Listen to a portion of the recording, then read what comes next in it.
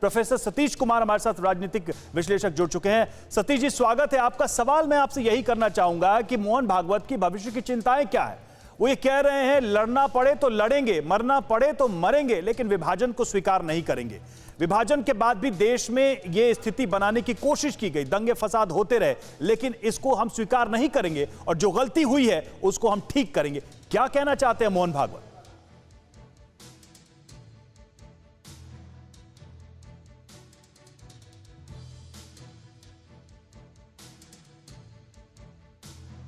सतीश जी, क्या सुन पा रहे हैं आप मुझे?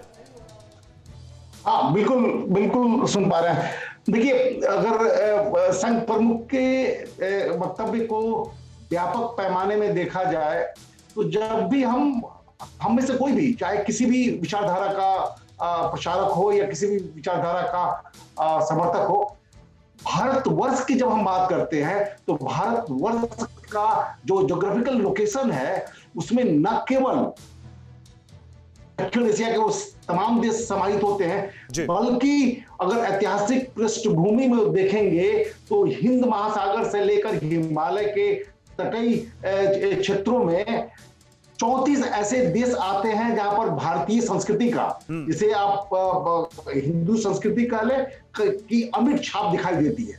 तो कम से कम भारतवर्ष जो अभी इंटैक्ट है उसमें पाकिस्तान, बांग्लादेश, श्रीलंका, भूटान, नेपाल, ये सारे देश उसमें समाहित है। तो जब बंटवारा भारत और पाकिस्तान के बीच में हुआ है और वो बहुत ही दर्दनाक बंटवारा हुआ है जी। और वो दो धर्म के, दो नेशन के आधार पर हुआ है कि सतीश जी, क्योंकि आप राजनीतिक विश्लेषक हैं, आप अपनी बात को इसमें रखिएगा, लेकिन सवाल यह है कि ये टाइमिंग भी बहुत अहम है। उस समय जब पूरा फोकस बीजेपी का उत्तर प्रदेश चुनावों पर, मेरी बात सुन लीजिए सर, मेरा सवाल सुन लीजिए सर, आप इसमें जोड़ लीजिएगा अपना जवाब। जब एक दूसरी पार्टी, विपक्षी पार्टी जिससे मुख्य मुकाबला हो, वो 2 स्टेट्स थ्योरी देने वाले जिन्ना का जिक्र लेकर आती है चुनावों में, उस समय संघ प्रमुख अगर विभाजन के दर्द को लेकर आते हैं तो क्या ये उसकी काट है? क्या इसका चुनावी मौसम पर भी असर पड़ेगा इस बयान का? अब देखिए, अब चुनाव के मोहन भागवत जी के टिप्पणी को उत्तर प्रदेश के चुनाव या अन्य राज्यों के चुनाव से जोड़कर नहीं देखा जाना चाहिए। वो दशहरा के मौके पर भी, चाहे बाकी समय में भी, संघ की जो विचारधारा है वो उसमें निरंतरता आ पाएंगे। ऐसा नहीं है कि वो चुनाव के पहले कहा गया, उन्होंने ऐसी बातें पहले भी कही थी और उनके लेखों में, उनके वक्तव्यों में एक समानांतर रेखाएं दिखाई देती हैं। तो कोई अजूबा बात नहीं है। बंटवारा दुखदाई है और उस दुख को अगर मिटाने की कोशिश निश्चित रूप से होनी चाहिए, क्योंकि देखिए, एक रिसर्चर के रूप में अगर आप कहें तो 2 नेशन थियरी का बंटवारा धर्म के आधार पर हुआ, तो फिर बांग्लादेश के विरोध में इतने घोर अत्याचार हुए कि वो विश्व पटल पर, दुनिया में उतना बड़ा घोर अत्याचार, खून खराबा कहीं नहीं हुआ था। तो वो भी तो मुस्लिम कंट्री था। तो नहीं, तो क्या ये मैसेज बीजेपी को भी नहीं है? देखिए, मैं इसलिए पूछ रहा हूं क्योंकि बीजेपी के प्रवक्ता हमारे साथ हैं। एक आप छोटा सा और कमेंट कर दीजिए, फिर मनोज जी के पास जाते हैं। क्या ये मैसेज बीजेपी को नहीं है मनोज जी, जब ये खुद कह रहे हो यहाँ पर संघ प्रमुख कि देखिए यहाँ पर आप मेजॉरिटी में, इसका मतलब ये नहीं कि आप किसी पर अपनी विचारधारा थोप सकें, और यही विपक्षी पार्टियां आपके ऊपर कई बार आरोप भी लगाती हैं।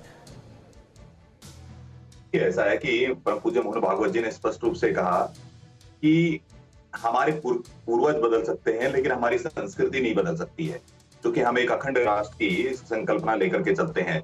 और दूसरा विषय यह है कि देखिए, परम पूज्य मोहन भागवत जी की चिंता जग जाहिर है, वो चिंता लाजमी है। जिस तरह से चुनाव के समय पे जो द्विविध विभाजन थ्योरी के शीर्ष नेतृत्व, उनको नेतृत्व कर रहे थे मोहम्मद अली जिन्ना, तो जिन्ना का ही प्रयोग करते हैं चुनाव के लिए, वोट बैंक के लिए समाजवादी पार्टी।